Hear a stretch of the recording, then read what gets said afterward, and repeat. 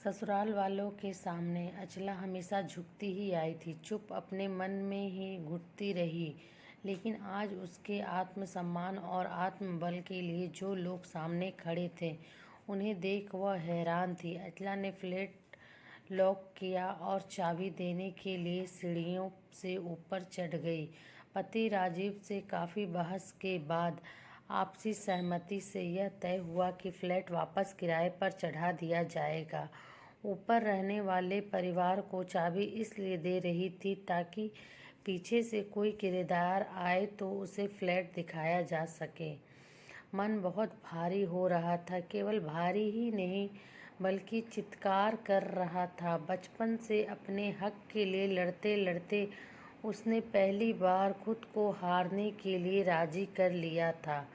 50 साल की उम्र की होने के बाद और सभी पारिवारिक जिम्मेदारियां को यथासंभव निभाने के बाद भी वह पति का इतना विश्वास नहीं जीत पाई थी कि अपने ही फ्लैट में अपनी मर्जी से कुछ दिन बिता सके।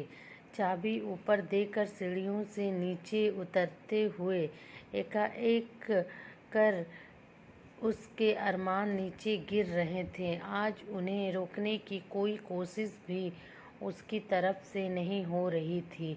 आंसुओं के सैलाब को जैसे तैसे रोक लिया था। उसने कभी कल्पना भी नहीं की थी कि जिस इंसान के लिए अपने वजूद को भी भुला देगी, वह बच्चों के संभाल जाने पर अपने परिवार में जाकर मिल जाएगा और उसे ही गलत ठहराएगा। नीचे उतरकर उसने दोनों बैग उठाए और सामने सड़क पर आ गई। ई रिक्शा वाला थोड़ी देर दूरी पर था। उसे अपने पास बुलाने के लिए हाथ से इशारा किया और मोबाइल चेक करने लगी। किसी फ़ोन या मैसेज के इंतज़ार में सब कुछ चेक कर लिया। हर दिन की तरह आज भी कुछ नहीं था।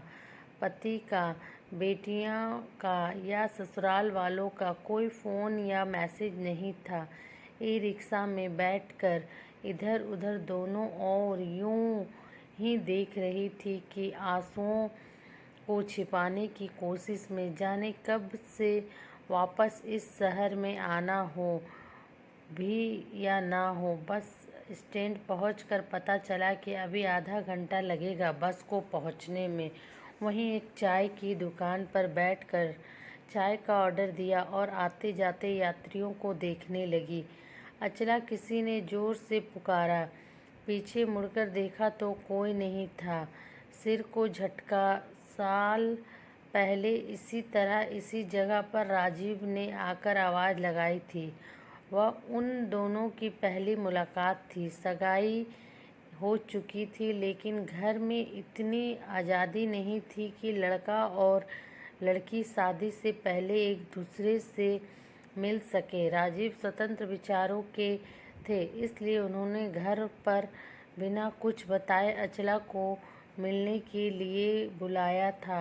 अपनी माँ की पसंद पर उन्हें पूरा भरोसा था, लेकिन फिर भी जीवन भर के बंधन में बंधने से पहले खुद भी जीवन संगनी से एक बार मिलकर बातें करना चाहते थे। वे फोटो से कहीं ज़्यादा ही सुंदर हो तुम तो। बहुत प्यार भरी नज़रों से अचला को ताकते हुए उन्होंने पहला वाक्य बोला था। फोटो तो ऐसे ही खिंचवाई हुई थी, अचानक से मांगी तो देनी पड़ी। मैंने मामी से कहा था कि नहीं खिंचवा लेती हूँ, पर मेरी कोई सुने तब ना। सीधी सादी अचला ने फ़ोटो का पूरा विवरण दे दिया था। तुम तो बहुत पढ़ी लिखी हो, नौकरी भी करना चाहती हो। मेरी नौकरी तबादले वाली है, निभा पाओगी? दूसरे प्रश्न के जवाब में अचला थोड़ी सी घबराई, लेकिन तुरंत जो मन में आया वह जवाब दे दिया। नौकरी तो करना चाहती हूँ, पिताजी ने सबसे ऊपर होकर पढ़ाया है मुझे, लेकिन बाकी की जिम्मेदारियों से ऊपर नौकरी नहीं है। जवाब सुनकर जैसे संतुष्ट हो गए थे राजीव। दोनों ने चाय खत्म की, कुछ इधर उधर की बातें हुई, आगे के जीवन के बारे में कुछ भी नहीं पूछा था। अचला ने उसकी इसी बात पर फिदा हो गए थे। राजीव रात की गाड़ी से अपने शहर वापस चले गए। राजीव और अचला अपने घर आ गए। छोटी बहन ने बहुत शिकायत की, या यूं कहें कि डांट ही लगाई थी उसे। मैडम पूछना तो था कि शादी के बाद कहाँ रहेगा। तुझे उसकी माँ बहुत तेज है, बड़े लड़के को ही सब मानती है, सब कुछ अपने ही नियंत्रण में रखती है, सारे निर्णय भी खुद ही लेती है, इसलिए तुमसे मिलने आया होगा बेचारा। तुम तो ठहरी सीधी गाय, पढ़ लिख कर भी सब बराबर कर दिया तुमने तो। जो माँ से ऊपर होकर मिलने आ सकता है वह रहने का ठिकाना भी बना ही लेगा। ख्यालों में खोई अचला ने जवाब दिया था। काश उसी समय सच को जान गई होती, जमाने के रिवाज को पहचान गई होती।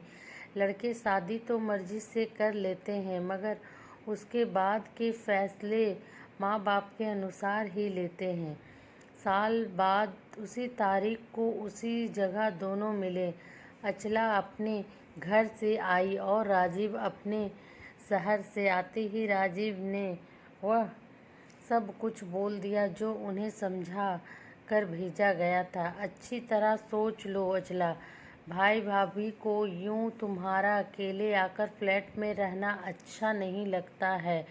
कुछ दिनों के लिए ही इधर आती हो तो उनके साथ ही रहा करो। अचला तिलमिला उठी थी। इतने सालों की वफादारी का यह सिला दिया है उसके जीवन साथी ने। जब तक अपने परिवार से दूर थे सब कुछ अचला से सलाह करके ही करते थे, इसलिए यह फ्लैट भी लिया गया था। परंतु घर वालों के संपर्क में आते ही सब कुछ भूल गए। यह भी कि अचला के माता पिता भी अब नहीं हैं। उसने लड़के को जन्म नहीं दिया, इसलिए सास ससुर ने घर भी बड़े लड़के को सौंप दिया। आहत होकर भी उसने अपना प्रश्न रखा चाहा। आप जानते हैं राजीव, भाभी का व्यवहार मेरे साथ बिल्कुल भी अच्छा नहीं है। घर भी उतना बड़ा नहीं है। आप की मम्मी जी अब चुप हो गई है। भाभी कुछ भी बोलती है तो सब चुपचाप सुनती रहती है। गलती उनकी हो तब भी मुझसे ही समझौते की अपेक्षा करती हैं। और सबसे बड़ी बात, वह घर तुम्हारे पापा का नहीं भाई का है। आज नहीं तो कल वे मना कर ही देंगे वहाँ जाकर रहने के लिए। भाभी के घरवालों का हस्तक्षेप भी बढ़ता ही जा रहा है। अचला की बात पूरी होने से पहले ही राजीव ने जवाब दे दिया। उसके साथ खूब बातचीत होती, हर बात में उसे विशेष महत्व दिया जाता, उसके सामने उसकी राय को मान दिया जाता। अचला एक कैदी की तरह अपना समय व्यतीत करती, जेठ और ससुर से पर्दा करती थी, इसलिए बातचीत में शामिल ही नहीं हो पाती। बस अंदर कमरे में बैठकर सबकी बातें सुनती रहती। आखिर राजीव से कहकर पिछले साल दिवाली पर अपने फ्लैट में आकर रहने की शुरुआत की। दिवाली के अगले दिन आंखें खुलने से पहले ही फ़ोन बजना शुरू हो गया।